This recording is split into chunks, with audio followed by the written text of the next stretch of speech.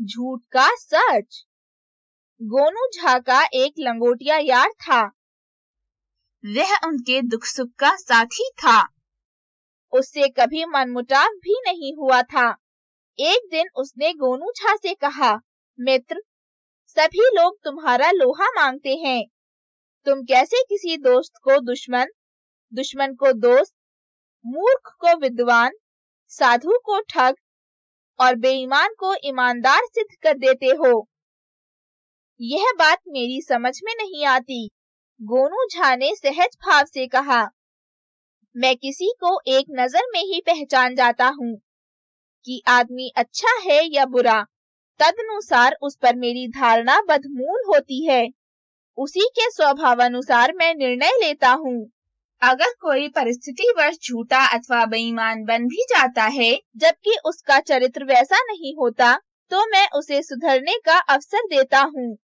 उसी प्रकार कोई मक्कार या पाखंडी अगर महान बना रहता है, तो मैं उसे उद्घाटित करके ही दम लेता हूँ।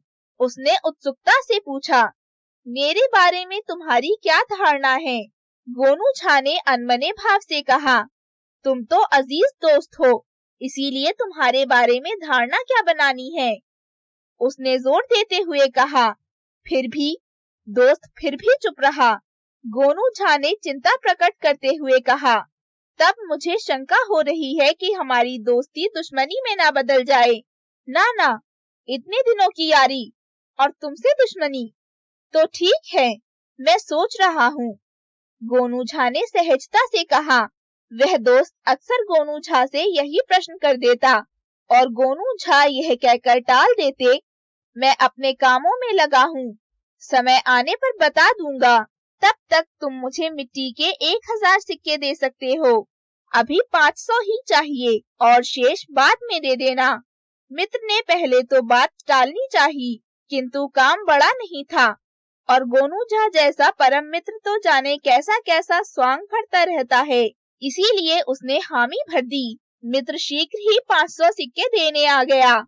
गोनू झा ने चौंकते हुए कहा, मित्र, तुम भी सब दिन नालायक ही रहे। इतने सिक्के दे रहे हो तो आकर्षक बटुए में दो। वह ये भी मान गया। गोनू झा ने कुछ दिनों के लिए शेष सिक्कों का तगादा छोड़ दिया। फिर किसी के समक्ष दोस्त को देख कह उठते, याद है ना, 500 सिक्के बाकी हैं। मित्र कभी हंसकर तो कभी खींचते हुए कह देता, हाँ, रोज रोज क्या तकादा करते हो, कभी दे दूंगा ना। एक दिन गोनू झा ने पंचायत बुलाई। गणमान्य लोग उपस्थित हुए। गोनू झा ने अपनी फरियाद की, यह मेरा लंगोटिया यार है। इसने शीघ्र लौटाने की शर्त पर 6 महीने पूर्व मुझसे 1000 सिक्के लिए, 500 तो शीघ्र ही लौटा दिए और शेष से मुकर रहा है। अभी तक चैन से बैठे मित्र ने अपने ऊपर लगे गंभीर आरोप से चौंकते हुए कहा, मित्र, यह क्या बक रहे हो? यह भी कोई पंचायत में कहने की बात है? तुम्हारा सिर तो नहीं फिर गया है? गोनू झा ने झुंझलाते हुए कहा, तो मैं क्या करूं? और कोई रास्ता नहीं बचा है। मैं प्रतिदिन तगादा करते करते ऊब चुका हूँ। और उपस्थित लोगों की ओर मुखातिब होते हुए कहा, भाई बंधुओं, आप लोग जानते ही हैं कि इससे जब जब मेरी मुलाकात हुई तब तब मैं तकादा करता रहा हूँ। यह सुनकर कुछ लोग मौन रहे और कुछ ने हाँ में हाँ मिलाकर समर्थन किया।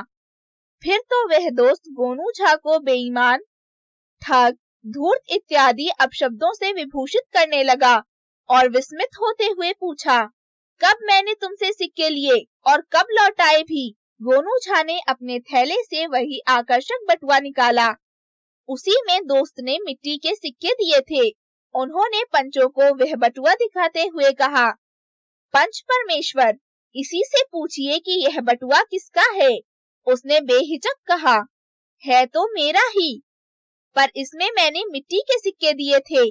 गोनू झा ने उपहासात्मक मुद्रा में कहा, लीजिए, मेरी मति मारी गई है या बच्चा हूँ कि मिट्टी के सिक्कों से खेल करूं?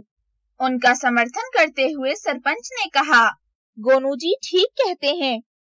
भला यह मिट्टी के सिक्के लेकर क्या करेंगे?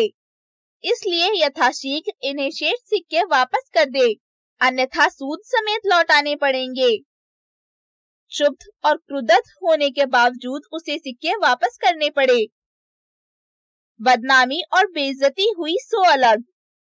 उस दिन से वह गोनू झा का मुंह नहीं देखना चाहता था।